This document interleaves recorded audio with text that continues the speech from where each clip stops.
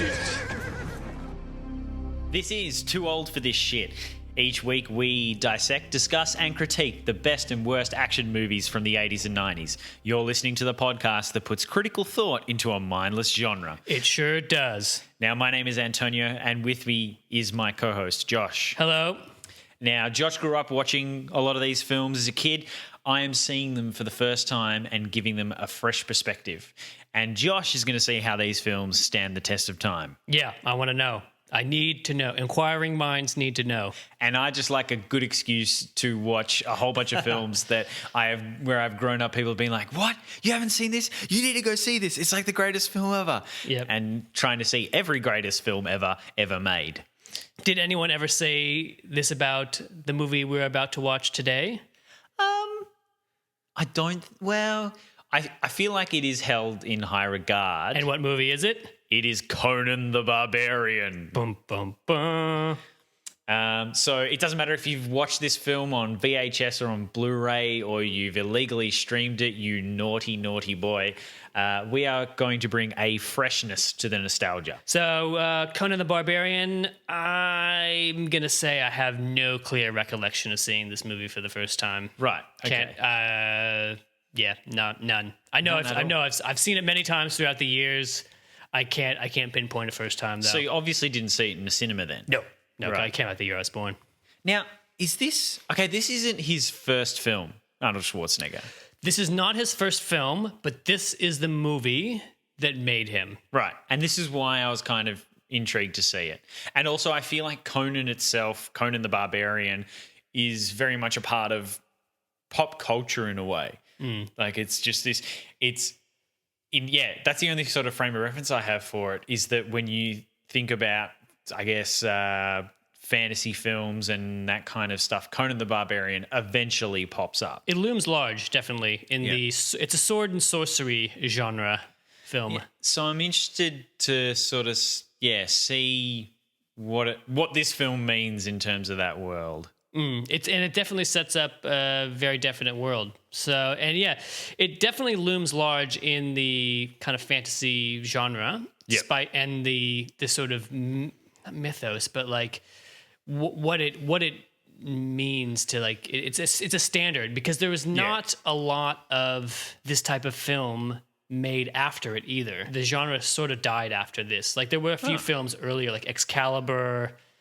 Was one, and there were a few films like in the late 70s, early 80s that were in this genre. Yep.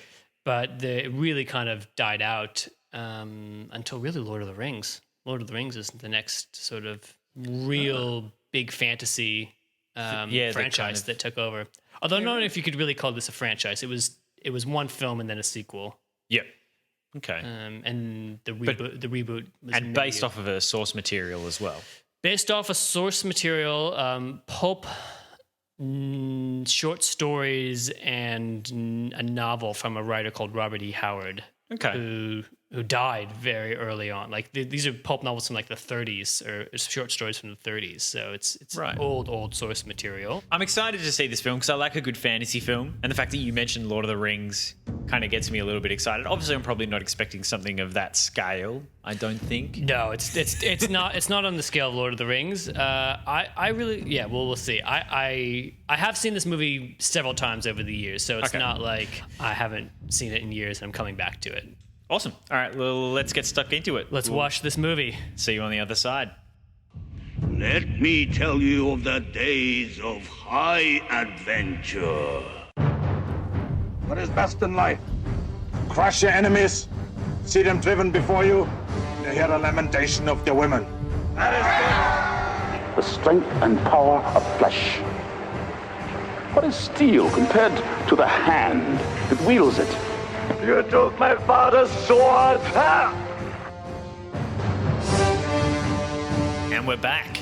Yeah, we're back. I think you just said more words than Arnold said in the whole film. Yeah, probably. He does have that speech towards the end. Yes, yeah, he does. Look, it was all right. I felt like it was a long film. It's about 2 hours, 10 minutes. It is longer than I remember. I didn't remember it being that long. It feels like it almost feels like a film made in the late 70s rather than the early 80s in that way for me. It just, the pacing was a bit, it just was dragged out a little for me. It's I think it was actually shot in 1980, so it didn't come out till 82, but it was for some reason it took a while to come out. I'm not sure why. Should we go through the plot? Let's I mean, that's my sort of initial reaction is I still like this movie. I think it holds up. I enjoy it. It's Arnie's first attempt at acting, and that was the thing. It's managed, in my opinion, very well. It felt like a film built for Arnold so that he didn't have to say too much. And yeah, I liked that. I have my reservations about it because I didn't enjoy it a hell of a lot. I liked some parts of it, but I feel like it very much felt like a product of its time for me. And I'm still not sure whether or not I can say it was a good film, just because I'm like, oh, look, 30 years ago, this probably felt a lot better than it does now. Yeah, and I think I have my relationship to this movie is because I have seen it like probably 5 times over the years. Like it's so I definitely I enjoy it. Yeah, and to me it still holds up well. There's a lot of really interesting things, and when we get stuck into it, I think there'll be some things that you'll find interesting about it when you actually like think about what's in the movie.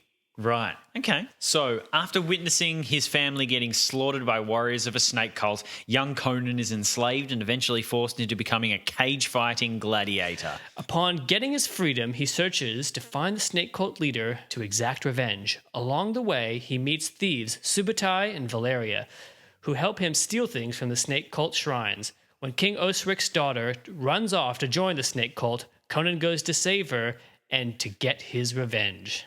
At the Temple of Set, Conan finally meets Thulsa Doom, but is put on the Tree of Woe. After being saved by his friends, they go back and get the princess, but Valeria is killed. There's a final showdown where Conan kills everyone and chops off Doom's head. Yeah, and look, there's probably a little bit more ins and outs to the plot, but this gives you the rough overview. It's a fantasy film, so there's a lot of world building in it and getting to some of those points. But yeah, that's pretty much a good sort of summary of the arc of the film, at least for Conan anyway. Yeah, and he has an arc. There is something that's set up in the very first scene between young Conan and his father, the riddle of steel. What's more important, the steel or the hand that wields it? And the question is answered at the end when Conan chops off Thulsa Doom's head. Well, I kind of misunderstood that character moment. I felt like it didn't pay off the way I thought it was. The beginning or the end? Basically the payoff didn't go the way I thought it would. Anyway, we can talk about it later. Sure, yeah. So let's talk about who's involved. Arnold Schwarzenegger. Arnold in his first starring role. Right. Yeah, he doesn't speak for a really long time. 20 minutes into the movie is his first line of dialogue. And his first line of dialogue is a line that I've known for years. Oh, yeah. The limitation over the women. And this is the thing. It's his first line of dialogue. Crushing your enemy, yeah. And it's supposed to be this moment where you realize sort of how cold-hearted, how much of a cold-hearted killer he is. Well, the first line of dialogue comes when he's at the training school and he's being taught by this warrior, you know. That's right. He's in the East learning how to fight. And they say, what is the best in life? Yeah. To crush your enemies, to see them driven before you, and to hear the lamentations of their women. Yeah. Now, lamentations. It's an old-fashioned word. That word almost ruins the whole quote for me. Oh, really? I don't mind it. It just doesn't make sense. I don't think it fits. It feels like an example of bad writing. And for that to be the first line, I'm going to argue that it's an example of good writing. Okay. Because this film is essentially an opera. It's a fantasy, sword and sorcery fantasy movie that is operatic and almost Shakespearean in a sense. Okay. And so the lines of dialogue, the way that they're spoken, and like as Antonio mentioned first, Arnold doesn't say a lot in this movie. No. And he has one big speech at the end. But a lot of characters don't speak much in this movie. And when they do, though, they're often longer speeches. And that's where, to me, it's almost like Shakespeare in a sense that, like, you have long periods where nobody's talking, and then there's these speeches, but they're written in a way that are like, it's a performance almost. Right. Valeria's speech to Conan when he's going to go off to get King Osric's daughter. Yep. He says nothing during that. No. She's just speaking to him. Yeah. King Osric saying, my daughter is, gone. It was taken. She's fallen under the spell of the snake cult. That's Subutai, Conan, and Valeria. I think almost say nothing during that. And the answer, when they're like, it's never said explicitly, "I'm going." No. Conan's like, "I'm going to go on this journey." It's just Valeria pleading with him not to go. Yeah. So I think that's actually a great example of that. The storytelling is moving forward. Yeah. You don't need to say it. Anyways, Without getting too stuck into that. This is Arnold in his breakout role. Prior to this, he was only in small roles. So yeah, small little bit parts or like side parts in different films. But he'd been involved with this project for like 5 years. Because it wasn't one of the things with getting him in a leading role was because of his accent and because of, people just didn't think Hollywood audiences would understand him and he wouldn't be able to sell tickets. But this movie was a hit. Right. This movie wasn't probably necessarily a giant hit. Yep. But this movie was a hit, and it was a hit around the world. It sold well. And I think that's in part of it. The small amount of dialogue that he has contributes to that. Definitely. And so this was written and directed by John Milius, who's mostly is a writer for the most part. Yeah, he worked on the first 2 Dirty Harry movies, was a writer on Apocalypse Now, and did the Tom Clancy adaptation Clear and Present Danger. Right. So pretty good writer. And based on a script by Oliver Stone initially. Oliver Stone did the first drafts of this. Right. Which were apparently completely rewritten. Stone's draft took place in the post-apocalyptic future. Okay. And Milius heavily rewrote it. Right. Okay. So it was Stone still receives credit on the script. Yep. But not a lot, I think, was used from his draft. But I think, on the whole, this script is an interesting script, and we'll probably get stuck into it a little bit later. Mm-hmm. It's probably worth talking about some of the other actors in the film. James Earl Jones. What doing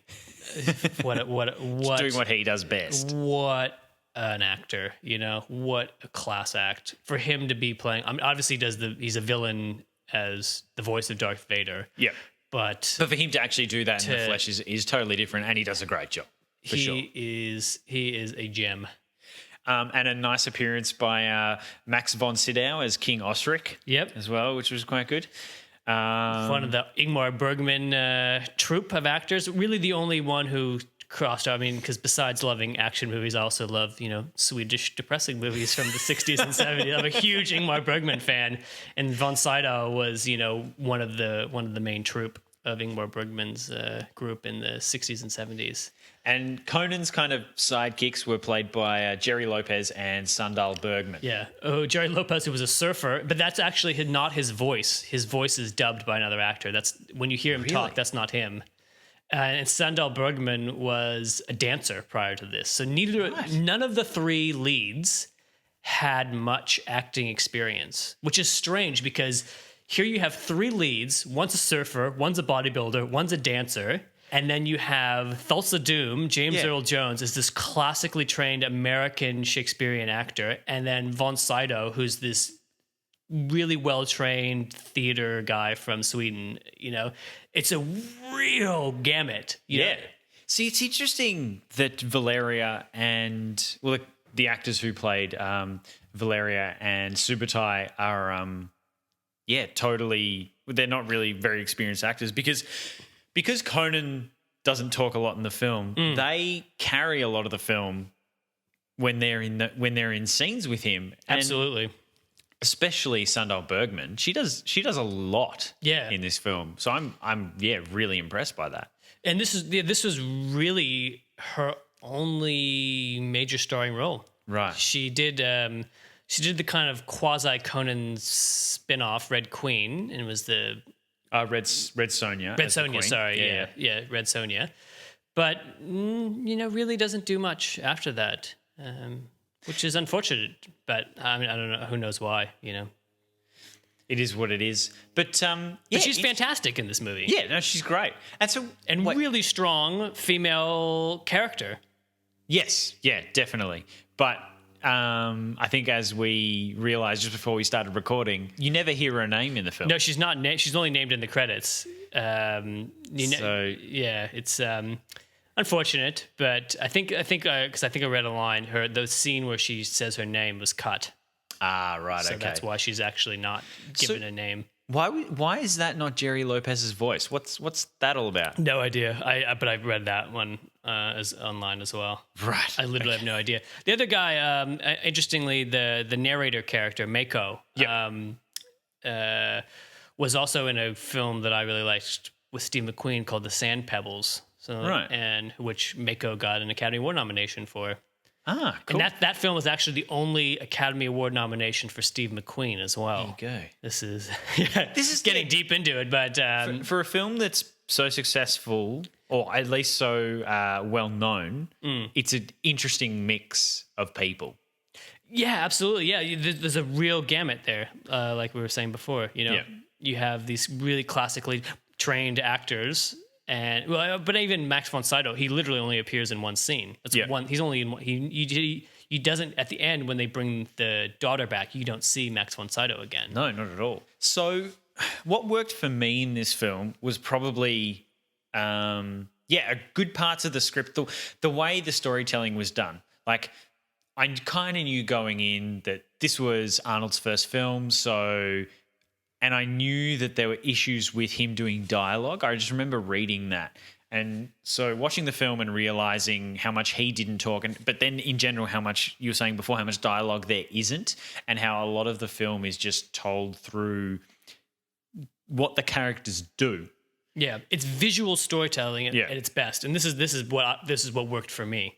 Yeah, no, I that was really well done. And yeah, the fact that Arnold doesn't talk much was fine. It actually really works for that character. Language is not something that he needs to use. And if you think about it, young Conan never utters a word. Yeah. Another good example of the opening speech that his dad gives to Conan just listens. And actually, that didn't work for me. That bad. There's some bad green screen there. Yeah, it was quite obvious they're not on the top of a mountain. No, they just got a green screen and a wind machine.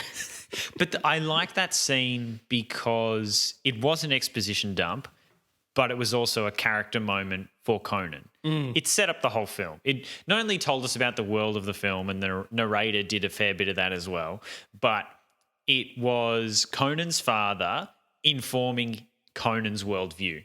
Yes. And so that was really interesting. The fact that he was saying, don't trust, the only thing you can trust is steel.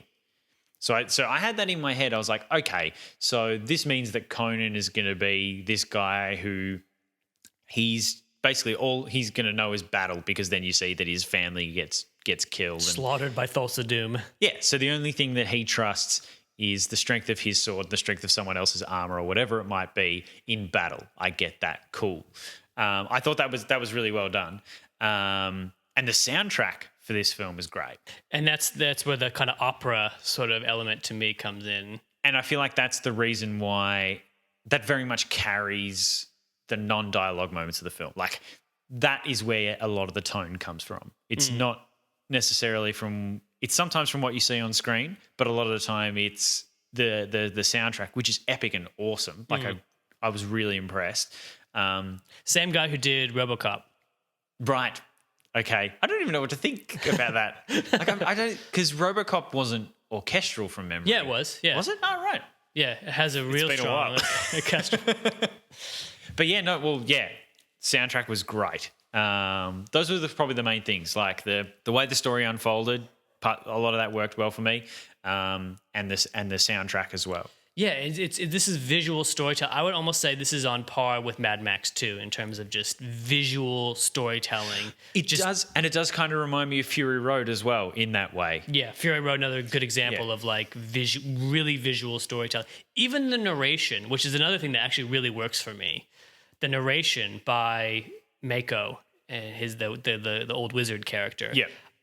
That really works for me in the sense of it's telling the story, it's moving the action forward, but there's actually what he's doing is giving character as well. The narration is not purely just to move the move the story on. Because of the way he talks about his master and the decisions that his master would make. Yeah. And what a fascinating device, too, that we actually physically meet the narrator character halfway through the movie. I thought that was a really interesting choice. Yeah, and I think it's a very good choice, because otherwise it means that narration there is just for narration's sake. But no, it means that the wizard is telling the story to someone else and we're seeing what that is, which is usually how narration works best. It's like, The Princess Bride. Like that film is an example of narration working at its absolute best. But this is kind of in that same realm of going, okay, we're not going to have a shit ton of dialogue in this. We will need a bit of help telling the story. The narrator should be a part of it. But then, the narrator is not necessarily filling in the gaps of the story, because the story is told visually. The narrator is filling in the gaps of character. Like, when the thing that comes to mind the most is when Conan is going to the Temple of Set and he runs into the pilgrims who are going to see Thulsa Doom. Yep. And he's like, the pilgrims told him, return to the land, throw down your sword and return to the land. Mm-hmm. And the narrator says, time for return to the land when in the grave, And it's that sort of like, that's to me what's Shakespearean about it. Yeah. That to me is what's operatic about it. Now, in terms of what didn't work for me, I mentioned the... Oh, can I say one more thing? Sorry, just real quick about the no dialogue thing. Yep. When the village raid happens and Thulsa Doom's people are coming in and killing everyone, there's literally no dialogue in that. And Thulsa Doom doesn't even say anything to Conan's mother. He just... Conan's mother says nothing. Conan says nothing. The cronies say nothing. And I was like, this is fucking-tastic. It's very... You don't need to say anything. Yeah. It's very measured filmmaking. It's like they know exactly what they're doing. Yeah, we don't need people to be constantly talking to understand, for the audience to understand what's going on. And you get that Thulsa Doom, so Conan's mother is holding the sword towards Thulsa Doom, and he mesmerizes her with his eyes, and she lowers the sword, and that's how he can chop her head off and steal Conan's dad's sword. And you don't need to say anything. We get it. Yeah. We get what's happened. See, I didn't realize that that's what happened where he mesmerized her. I thought it looked to me like she felt like she was going to be spared, because that's what I thought. That's okay. Yeah. So maybe this is something that's going to pop up throughout this whole chat, is because there's no dialogue, some of the things are interpreted differently. But that's what I felt, because Thulsa kind of turns away, but in that turn becomes a swing of his sword and decapitates Conan's mother. And that's to me is what is so good about the visual storytelling. It's conveying so much through action. Now, something I had a problem with, which was the exposition scene with Conan and his dad. I misunderstood what that was setting up. The fact that he said that you don't trust anyone. The only thing you can trust is steel. You can't even trust people. But then the first two people that Conan comes across immediately become his companions, and he can never fault them, and he can trust them completely. That felt like a really weird choice, because I felt like what his dad had said to him and then what had happened throughout his life. He grew up pushing a mill and then becoming super strong and then having to fight to survive. Yeah. So he gets put on when he's the wheel of pain. But the first guy he fights bites him, right? So he that's a perfect example. You just can't trust anyone. He doesn't realize that. I think he doesn't realize he's in the gladiator ring. Well, no. But then that's all he ends up knowing is fighting. But then after he fucks a succubus and kills her, the first person he comes across, he cracks a joke and he goes, "You're kind of cool," and then becomes his companion for the rest of the film. Well, the witch had had put Subutai on the chain. Yeah. But he just immediately trusts this guy because he would also... and also with Valeria as well. I felt like that didn't quite fit in. Maybe it's just because that character moment at the start of the film, I took it too far in my head, because then later on with Thulsa, him talking about how you can only trust flesh. You can trust flesh more than steel, because he was able to manipulate everyone. Yeah. So I wasn't happy with how that was interpreted. Okay. I felt like it could have been done a bit differently. The other thing that Yeah. didn't work for me is Valeria coming back as the white ghost to save Conan during the final battle scene. Yeah, it's like, why is that that was really like, I was like, this makes no sense. That was the one thing that I was kind of like, as far as like this, like the plotting or like just devices, I was like, that's stupid. We don't need that. And of every female character that has a line of dialogue in this film, I think Conan has sex with all of them except one. Does it? Oh yeah. Potentially, yeah. Why? Speaking of sex, why are all the men in the orgy scene wearing gimp masks? That doesn't make any sense. That didn't make any sense to me. Yeah, I don't really some of care. this stuff was weird. I mean, it was just supposed to be this kind of. That's right. It was supposed to be paradise, wasn't it?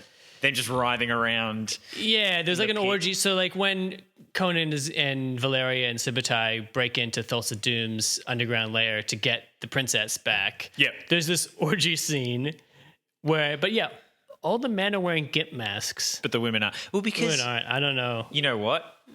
I think it's because Same stuntmen. well, it's that, but it's also, I think women are very much objects in this film, and they're very much put on display a fair bit. So it's like you want to see the women, you don't give a shit about the men. I think it probably stems from that a little bit. Could be, which is interesting, yeah, because like Valeria is a very strong character. Yeah, the witch character that Conan has sex with, again, that doesn't make a huge amount of sense to me. But this is But it sets up a prophecy, doesn't it? Is that what? Well, Conan is looking for the snake cult, and Yeah. so she kind of gets him to that next step. Like, Yeah. but why they shag? I'm not really sure why. But is that? and why does she turn into a ghost witch or like sort of energy and after he throws her into the fire? Well, I felt like she was supposed to be like a succubus or something like that. Tempting the man, whatever. But the other problem I had, which you might be able to explain why this happened, but why was Conan freed by that guy?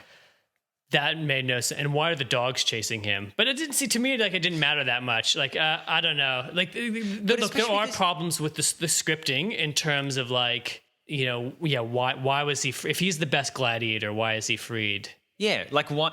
Because he's freed by the guys who he eventually kills later on, who are like Thulsa's. Is it Thulsa's? No, like, no, right? it's No, not- it's a that's different not- person. that's- the thing I totally misunderstood. No, no. So Conan's pushing the wheel of pain, the mill, Yeah. the millstone, and he's bought by that guy. Ah, right, and okay. turned into a gladiator. Looked the same to me. Just looked like another white dude with a beard and long hair. Yeah. Okay. Well, anyways, let's get it. Maybe that's interesting to put into to transition into the cultural context. Yeah. So I mean, Because go ahead. oh no, I don't really have much to say other than like it's a fantasy film, so it's hard to really understand where it needs to sit. Apart from, I guess, how this film treats women. I'm gonna go out on a limb here and say, well, no, the way this film treats women is not the best. No. I would say it's probably on par with it's potentially a tiny bit higher than the way most 80s films of this kind of caliber would treat because women. Valeria is a capable warrior and thief.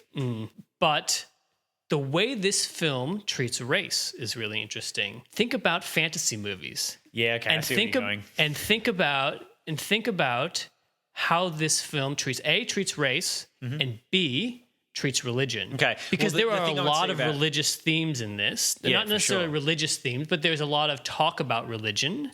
But I And feel like that's part and parcel of any kind of fantasy film. It's it? always going to be, Is it? Think about Lord of the Rings. What's the religion there? well, it's a bit more subtextual. I know everyone in that movie is Caucasian. This is true. Most fantasy movies, Game of Thrones, most people are Caucasian. A lot of these. No, Game of Thrones is Well, there's a little bit, but we can't get into Game of Thrones because that's far more complicated. But I will say that But think religion about being this. in a fantasy film is not uncommon because really religion could be like is magic or whatever. And Game of Thrones does have a lot of religion in it. it does. But this film, religion and informs characters and Right. informs character choices. You could not have this movie without religious themes being a part of it. Oh, true, They're yeah. central. They're Because- central to the narrative of the movie. Because Thulsa is essentially like a false prophet in a way. In a way, yeah. But, Thulsa's the leader of the cult and he's African American. Yeah. The first guy that Conan fights in the pit, he's black too. You know, and there's a lot of Asian characters in the movie. Well, because he travels to the east and learns from them. Yeah, no, it. But there's Asian characters well. just around, you know, and they interact with you know Asian characters. Like they're not treated as subclass citizens in any way. Yeah. They are their own people. But I would say that Subutai is probably supposed to be an Asian character. He's Mexican. Yeah, or played by a Hawaiian Mexican. or Well, played by someone with the last name Lopez. Yeah, Lopez. Who is not Asian. Yeah. Obviously. But I think he's Hawaiian. I think Jerry Lopez was a Hawaiian surfer, I believe. But yeah, like this treats race in a way that very few other fantasy films do. Yeah, no, for sure. I think that is a good point. Race, for sure. I think religion is something that's always going to be in a film like this. But what's the religion? I mean, we're harping on Lord of the Rings here, but like, no, Lord of the Rings, no. There's none. But there's probably a subtext you could find in Lord of the Rings. A lot of people say Lion, Witch, and the Wardrobe. A lot of Catholic themes embedded in that. Aslan is essentially Jesus. Oh yeah. I've heard that. I've never. Yeah, Lion, the Witch, and the. But there's another good example of like. You know, everyone in that movie is Caucasian. Everyone is white. I think that's a very good point. Having a fantasy Alice film in Wonderland, even the rabbit is white. But no, you make a very good point about race. That's quite interesting. And something, I didn't think to notice in this film. Because I think, you're used to them being all white and also all speaking with an English accent. That's always the case. Yeah, but even Mako, the old wizard, you know, he's an Asian character and he's not treated any differently than anyone else. Yeah, no, I think that's probably something that's really good about this film. Because it's just set in another world, they're free to do whatever they like, and it doesn't necessarily feel like it's tied into any prejudices too tightly. But they like the Conan and Subutai debate, you know, which gods they pray to. Yeah. He's like, I pray to the gods of the winds because this is like, I pray to the god of the mountain. He's like, oh, my god is better than yours. And so there's actually debate about that. And the same thing like Thulsa Doom's cult is a religious theme. You know, they're about going back to the earth, you know? Yeah. And I mean, while he is it is a dangerous cult where he makes people jump off ledges to prove how devoted they are to him, like, or fall into a giant pit with a huge animatronic snake. But yeah, in terms of religion and fantasy, you'll find that a lot of fantasy stories are based around the idea of figuring out what is actually the real god or real thing to believe in. And this does not take that into account. Well, it's not that it doesn't take it into account. That's not the right way to put it. But there are different religions, and those different religions are able to coexist harmoniously. Yeah, and well, Game of Thrones, they coexist, not necessarily harmoniously, but they are there, and different people have their different beliefs because of wherever they are from within the world. Yes. And I mean, Thulsa Doom is obviously set up as a false prophet, or like, wasn't necessarily a false prophet, but he's a bad guy. Yeah, he's just taking advantage of those who follow him. They just kill themselves at his whim. But yeah, he clearly has some kind of power. It's explained that he's able to summon demons or something like that. Yeah, well, he turns himself into a snake, which I thought was pretty cool. Yeah, but like, to what end? Well, yeah, good point. To get away, just slide down that hole. He just slid this away. It's always like he just fucked off while all of the people in his paradise were being slaughtered by Conan and Valeria and Subutai. And then he came back and was like, we got to kill Conan and get the princess back. Like, he never actually... He just disappeared at a certain point. Why does he want the princess? That's not really explained. Yeah, I feel like there's probably a few turning points in the script, like when Conan gets freed, like when Thulsa just disappears during that scene so that the story can follow a certain arc. Conan needs to be freed at some point, but they didn't really come up with a good reason for him to be freed. He's a passive participant in his freedom. Yeah, and then Thulsa can't be in that room because you need to save the final showdown between Thulsa and Conan for the end of the film, for the third act, rather than the end of the second. Yeah. So, yeah, the film has a lot of those little moments in it. Yeah, and Thulsa's not a fighter either, as the final scene shows. Yeah. Like he in the climactic battle scene, it's Conan and Subutai versus Thulsa's goons. Yeah. Thulsa doesn't actually fight. Well, anymore. I think it seems like he actually no, he doesn't fight really when he never destroys fights. the town. No, at the start of the film. Comes in and chops off Conan's mother's head. Yeah. I don't think I could say too is that this is essentially an origin story, really. Yeah, and definitely. I normally, you know me, I hate origin stories. Fuck origin stories. Just tell us the movie. Yeah. Just tell us the story, guys and girls. But I don't mind this as an origin story. No, I think it works really well because, well, it's a good origin story in that it shows this character growing into sort of who he is by the end of the film. He starts off as this kid learning about, how the world works and everything else. He comes out of suffering essentially and, makes some friends, saves a bunch of people. I get there's an interesting arc there and you learn, but through his arc, you learn about the world that he exists in as well. And that's what I'm saying. There's actually a lot of good stuff in this movie. And while there are holes in the scripting and whatnot, it doesn't bother me so much because of the operatic sort of nature of the movie. Right. Because I kind of look at it as like, oh, it's opera. When you watch an opera or something like that, it's always grand, and like the characters are big. I don't necessarily need a lot of nuance. And Arnold doesn't provide provide a lot, but he just doesn't say much in the movie. Like he literally has probably 20 odd lines. Yeah, it's not much. He has like one big speech at the end, but he doesn't have a lot of dialogue. Okay, but this is what I'm saying about the religion aspect is that, there's a film like Lady Hawk, which is a medieval sword and sorcery movie where, but like there is an element of religion there that like the bad guy is like the cardinal or something like that. Yeah. But it's just the backdrop. Legend, with Tom Cruise, he's fighting Satan at the end. I see where you're coming from. Or even Clash of the Titans, it's Greek gods. But there's no actual debate or discussion or evaluation of what the religions are. Right. Or there's no interest in talking about what effect do these religions have on people. Yeah. This is just the backdrop to what's going on. And in this movie, like Thulsa Doom, his snake cult is causing people to like, they're kind of happier or whatever. They're giving themselves up to this prophet and they're willing to sacrifice themselves for him. Yeah. So it's actually saying something about people's relationship to religion, whereas Clash of the Titans doesn't. No. Legend, Lady Hawk. The religion or the belief system is only a backdrop.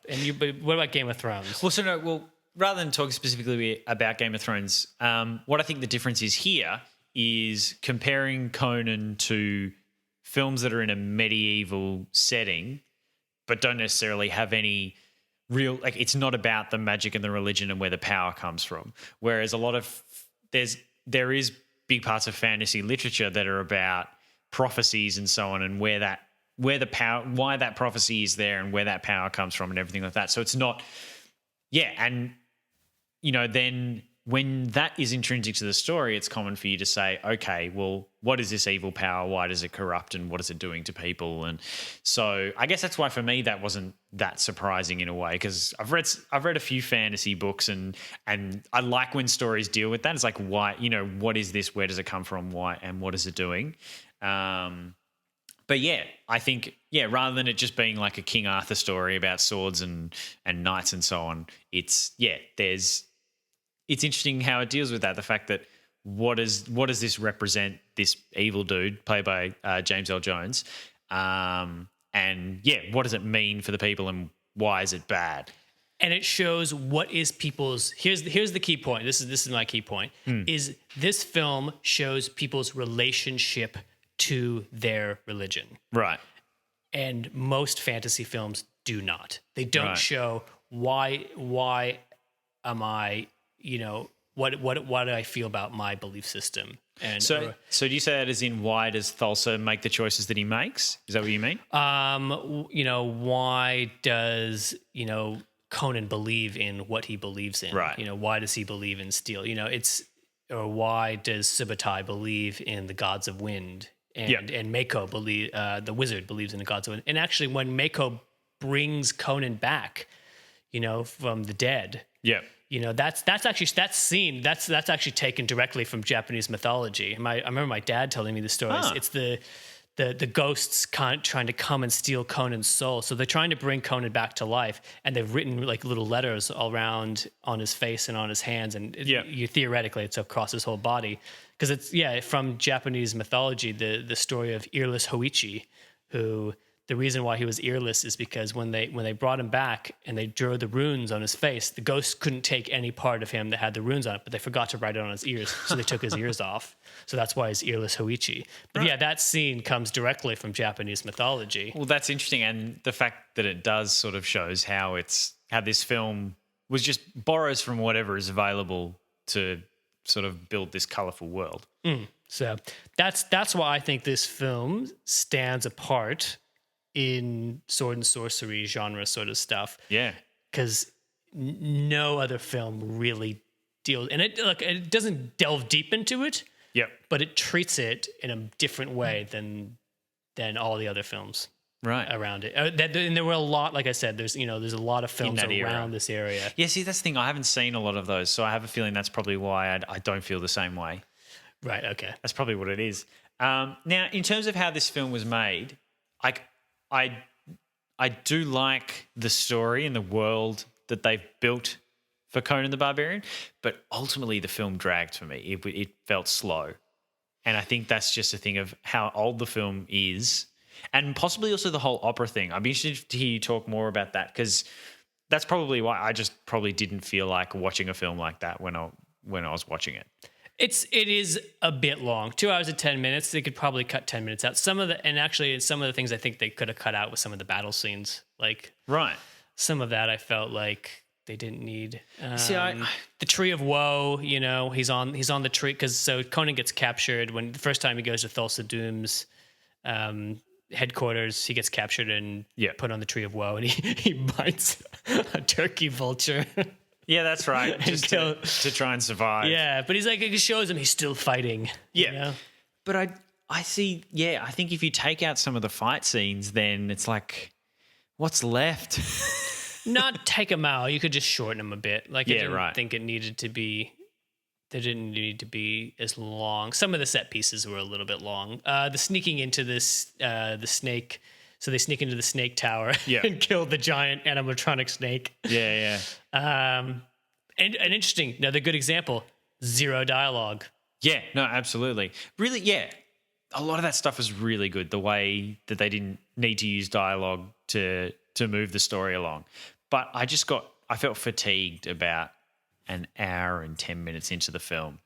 I think, the pace of that opera style, which as you talk about it, I kind of get what the film was trying to do, just didn't work for me at the end of the day.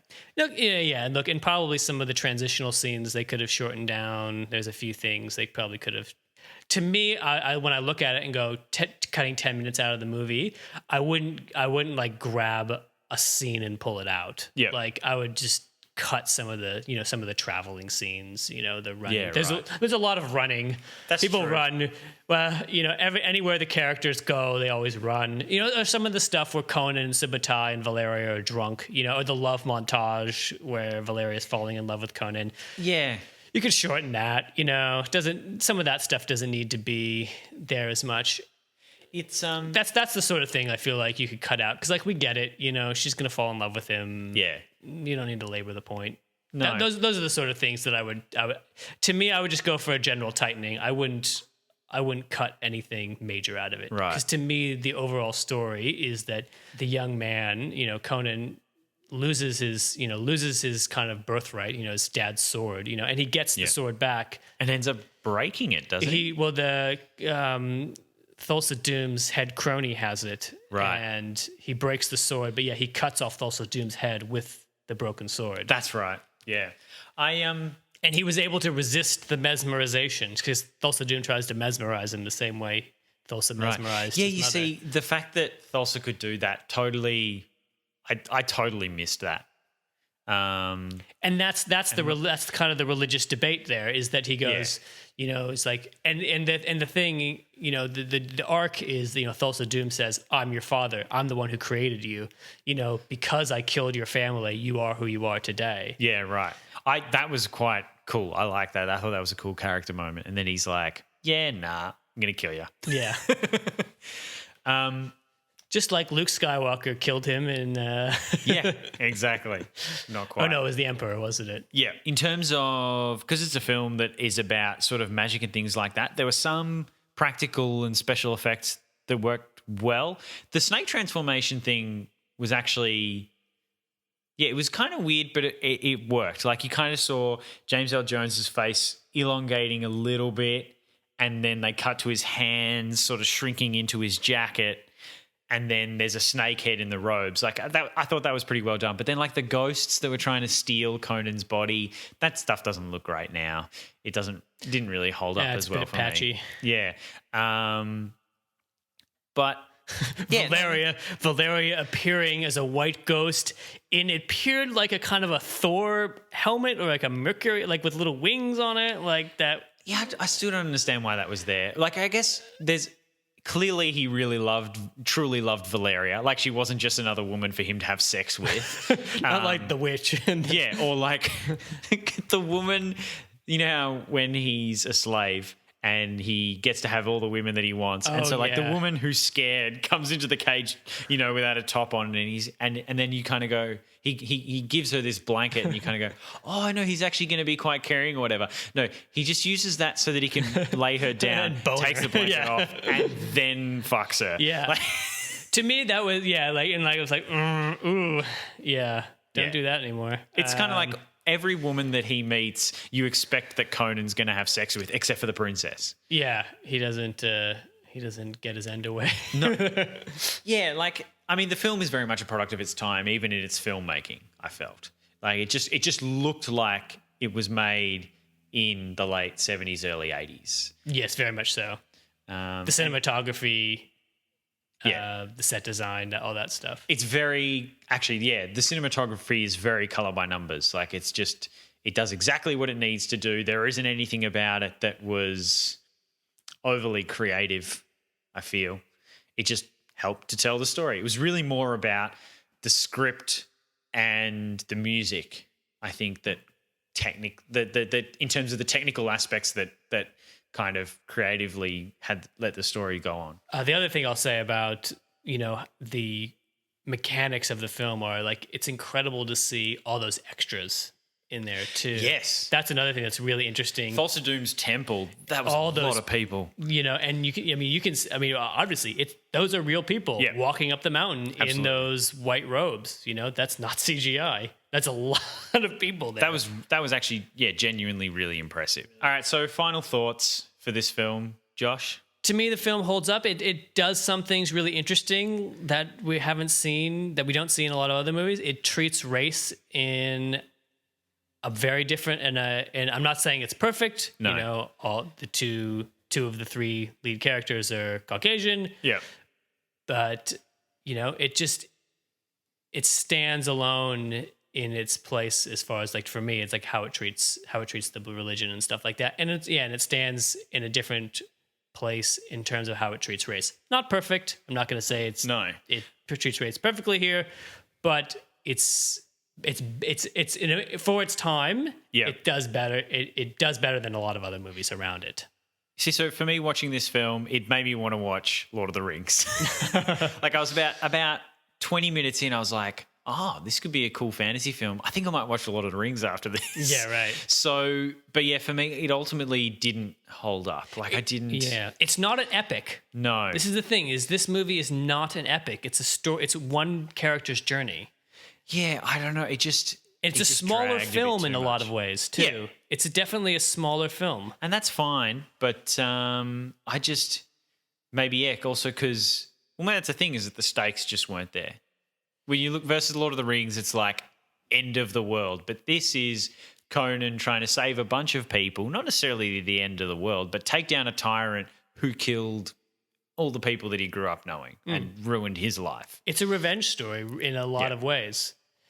But yeah, I don't know if I'd go back. I'd be intrigued to see the other two films that are kind of in this world. I like the world that was built for this film, or what the no. There's only one. They on. didn't make the third, so there's only. Was it Conan the Destroyer? There's Conan the Destroyer and Red Sonja. Conan, is that not? Oh, it's Red Sonja. Yes. Yeah, that's sort of a.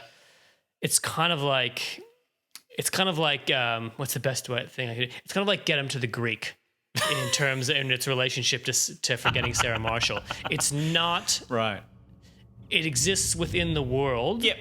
And some of the same actors are in it, but they're not playing the same characters necessarily. Okay, that's interesting. But so it's there was a third Conan movie going to be made, but called Conan the Conqueror, but it just never got made. But yeah, like, you'd be interested to read the source material. That's probably the main thing for this, is that it probably would motivate me to actually seek that out and see what that stuff's like. Ooh. So in the end, what do you give this film, Josh? I would give this 7 out of 11 decapitated heads. I would give this 3 out of 6 snake arrows. Oh, that's the thing we didn't talk about, man. The snake arrow. That was fucking cool. No, the snake arrows were cool. That was awesome. Thulsa Doom takes a snake, stretches it out, and it becomes an arrow. Yeah. That was like, that's cool. Thanks for listening, people. Bye-bye.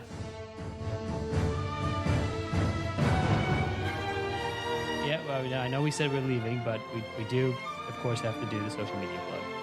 Like us on Facebook at TOFTS Podcast and follow us on Twitter at TOFTS Podcast to stay up to date and send us any movie review suggestions. Make sure you also subscribe on your podcasting app of choice and leave us a review. It helps. It really does.